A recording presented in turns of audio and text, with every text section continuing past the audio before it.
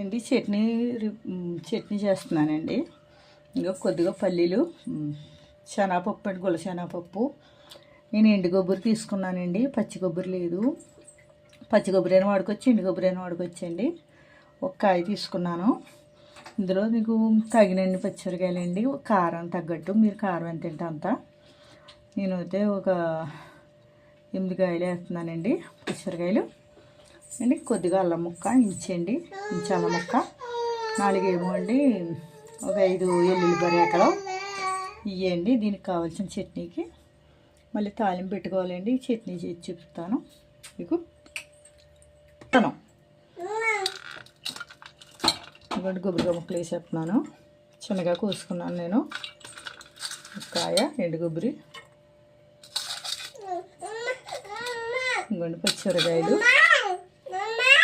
మన కారం తగ్గట్టు చిన్న అల్లం ముక్క అండి, అల్లం ముక్క, కొద్దిగా ఎల్లుల్లిపాయ రేఖలు.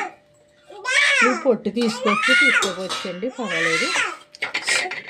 ఉండమ్మా, ఇవ్వండి రేపు గొలసైనపప్పు అండి.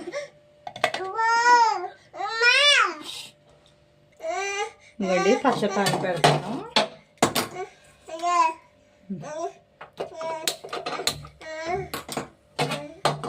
3 పెట్టానండి చిన్నది.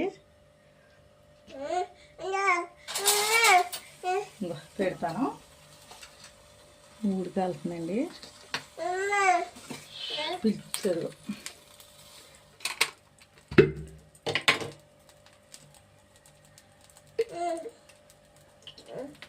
నూనె పోసానండి.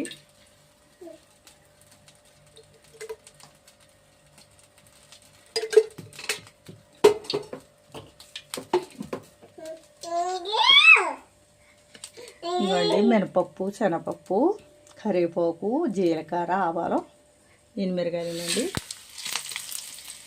ఇన్ని వేసేసానండి. ఇందులో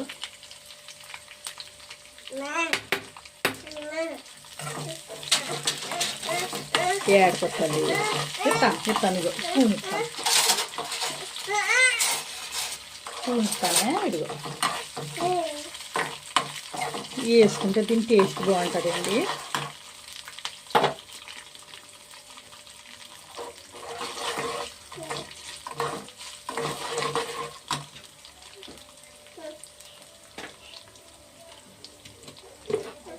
పోపులు ఎగుతున్నాయి.